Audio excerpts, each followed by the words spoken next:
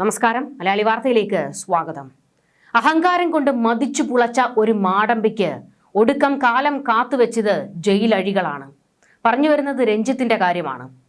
രഞ്ജിത്ത് എന്ന മാടമ്പി, അങ്ങനെ തന്നെ അയാളെ വിശേഷിപ്പിക്കേണ്ടി വരും. കാരണം അത്രത്തോളം അഹങ്കാരം, അടിമുടി അഹങ്കാരം നിറഞ്ഞ ഒരു സിനിമാക്കാരനായിരുന്നു രഞ്ജിത്ത്.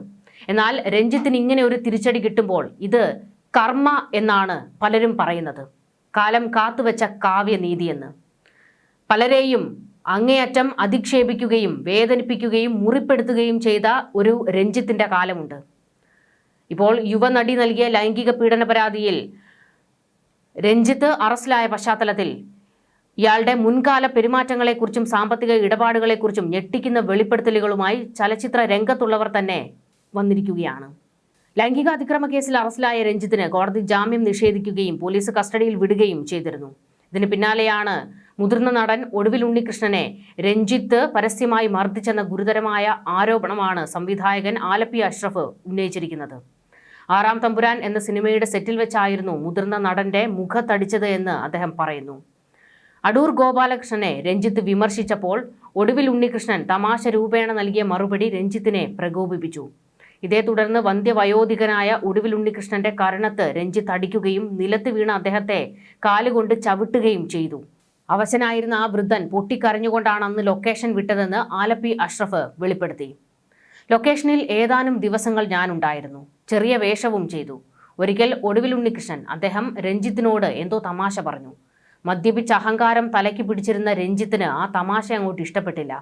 ഉടൻ ആ വയോവൃദ്ധന്റെ ചെവിക്കല്ല് നോക്കി ഒരൊറ്റ അടി. ആ അടി കൊണ്ട് അദ്ദേഹം കറങ്ങി നിലത്ത് വീണു. നിരവധി രോഗങ്ങൾക്ക് മരുന്ന് കഴിക്കുന്ന അദ്ദേഹത്തെ എല്ലാവരും കൂടി പിടിച്ചെഴുന്നേൽപ്പിക്കുമ്പോൾ നിറ കണ്ണുകളാണ് കാണാൻ കഴിഞ്ഞത്. എല്ലാവർക്കും അത് വലിയ ഷോക്കായിപ്പോയി. പലരും എതിർപ്പ് പ്രകടിപ്പിച്ചുവെങ്കിലും രഞ്ജിത്ത് അത് മൈൻഡ് ചെയ്തില്ല. ഒടുവിൽ ഉണ്ണികൃഷ്ണൻ തനിക്കേറ്റ അടിയുടെ ആഘാതത്തിൽ മാനസികമായി തകർന്നുപോയി. പിന്നീടുള്ള ഓരോ ദിവസങ്ങളിലും അദ്ദേഹത്തിന്റെ കളിയും ചിരിയും മാഞ്ഞിരുന്നു. അദ്ദേഹത്തിന്റെ ഹൃദയവും തകർന്നുപോയി. സെറ്റിൽ വന്നാൽ എല്ലാവരെയും ചിരിപ്പിച്ച് തമാശ പറയുന്ന ആളായിരുന്നു അതെന്നും പിന്നീട് അദ്ദേഹത്തെ ആ ഒരു നിലയിലേക്ക് കാണാൻ കഴിഞ്ഞില്ല എന്നും ആലപ്പി അഷ്റഫ് പറയുന്നു.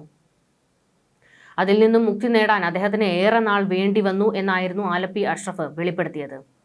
മലയാള സിനിമയിലെ മാടമ്പി അഴിയെണ്ണുകയാണെന്നും ഇത് ഒടുവിൽ ഉണ്ണികൃഷ്ണന്റെ ശാപമോ എന്നും അദ്ദേഹം ചോദിക്കുന്നു. സിനിമ മാത്രമല്ല രഞ്ജിത്തിന് വിനോദം, പീഡനവും വിനോദമാക്കി മാറ്റിയ സംവിധായകൻ. മലയാള സിനിമയിലെ മാടമ്പി, ഇന്ന് അയാൾ അഴിയെണ്ണുന്നു. ഇത് ചെയ്തു കൂട്ടിയതിൻ്റെയൊക്കെ പാപം തന്നെയാണ്. ഒടുവിൽ ഉണ്ണികൃഷ്ണന്റെ ശാപം, അതോ നിസ്സഹായരായ സ്ത്രീകളുടെ കണ്ണുനീരിന്റെ ഫലമോ എന്ന് ആലപ്പി അഷ്റഫ് ചോദിക്കുന്നു. അതേസമയം ഗാനരചയിതാവ് ഗിരീഷ് പുത്തഞ്ചേരിയുടെ വിയോഗത്തിന് പിന്നാലെ അദ്ദേഹത്തിന്റെ കുടുംബത്തെ സഹായിക്കാൻ എന്ന പേരിൽ നടത്തിയ പരിപാടിയിൽ ലക്ഷങ്ങളുടെ ക്രമക്കേട് നടന്നതായി സംവിധായകൻ രാമസിംഹൻ ആരോപിച്ചു. കോഴിക്കോട് വെച്ച് നടത്തിയ സ്റ്റേജ് ഷോയിലൂടെ ഏകദേശം 1.5 കോടിയോളം രൂപ സമാഹരിച്ചിരുന്നു. എന്നാൽ ഔദ്യോഗിക കണക്കിൽ 1 കോടി മാത്രമാണ് കാണിച്ചത്. ഇതിൽ 50 ലക്ഷം രൂപ മാത്രമാണ് പുത്തഞ്ചേരിയുടെ കുടുംബത്തിന് നൽകിയത്. ബാക്കി തുക എവിടെ പോയി എന്നതിന് വ്യക്തമായ കണക്കില്ല. ഇതിനെതിരെ അന്ന് ശബ്ദമുയർത്തിയപ്പോൾ രാഷ്ട്രീയ സ്വാധീനം ഉപയോഗിച്ച് ഒതുക്കി തീർത്തുവെന്നും രാമസിംഹൻ പറഞ്ഞു. നടി ശാന്താദേവിക്ക് വാഗ്ദാനം ചെയ്ത 5 ലക്ഷം രൂപ അവർ മരിക്കുന്നതുവരെ നൽകിയിട്ടില്ല എന്നും രാമസിംഹൻ ആരോപിക്കുന്നു. തിരക്കഥാകൃത്ത് ടി.എ. റസാഖിന്റെ കുടുംബത്തിന് വീട് നൽകുമെന്ന് പറഞ്ഞ് പറ്റിച്ചതായും പിന്നീട് നിയമ നടപടികളിലേക്ക് നീങ്ങുമെന്ന് ഭീഷണിപ്പെടുത്തിയപ്പോഴാണ് കുറഞ്ഞ തുകയെങ്കിലും നൽകാൻ തയ്യാറായതെന്നും റിപ്പോർട്ടിൽ പറയുന്നു. CPM ഭരണത്തിന്റെ തണലിൽ സർവാധികാരിയായി വാണിരുന്ന രഞ്ജിത്തിന്റെ വീഴ്ച നീതിയുടെ വിജയമാണെന്ന് ചലച്ചിത്ര രംഗത്തെ പലരും പറയുന്നു. ലൈംഗികാതിക്രമ കേസിൽ അറസ്റ്റിലായ രഞ്ജിത്ത് നിലവിൽ പോലീസ് കസ്റ്റഡിയിലാണുള്ളത്. ചൊവ്വാഴ്ച രാത്രി അറസ്റ്റിലായ രഞ്ജിത്തിനെ ശനിയാഴ്ച കോടതിയിൽ ഹാജരാക്കിയെങ്കിലും തെളിവെടുപ്പിനായി പോലീസ് കസ്റ്റഡിയിൽ വിട്ടു നൽകിയതിനെ തുടർന്ന് ജാമ്യാപേക്ഷ പരിഗണിക്കുന്നത് ചൊവ്വാഴ്ചത്തേക്ക് മാറ്റിയിരിക്കുകയാണ്. കേരളത്തിലെ പ്രമുഖ അഭിഭാഷകർ ഹാജരായിട്ടും രഞ്ജിത്തിന് താൽക്കാലികമായി ജാമ്യം ലഭിച്ചിട്ടില്ല എന്നത് ശ്രദ്ധേയമാണ്. പോലീസിന്റെ പക്കൽ വ്യക്തമായ തെളിവുകൾ ഉള്ളതിനാലാണ് കസ്റ്റഡിയിൽ വിട്ടത് എന്നാണ് വിവരങ്ങൾ. അതായത് രഞ്ജിത്തിന് വയ്യ, അദ്ദേഹം മരുന്ന് കഴിക്കുന്ന ആളാണ്, ജയിലിലെ താമസമൊന്നും അദ്ദേഹത്തിന് കഴിയില്ല, ജയിൽ ഭക്ഷണം പറ്റില്ല എന്നൊക്കെ അഭിഭാഷകൻ വാദിച്ചിരുന്നു. എന്നാൽ അതൊന്നും മുഖവിലേക്ക് എടുക്കാൻ പോലും എറണാകുളം CJM കോടതിയിലെ ജഡ്ജി തയ്യാറായില്ല. കൂടുതലൊന്നും പറയാൻ ജഡ്ജി നിന്നില്ല. വാദത്തിനെടുക്കാൻ പോലും തയ്യാറായില്ല.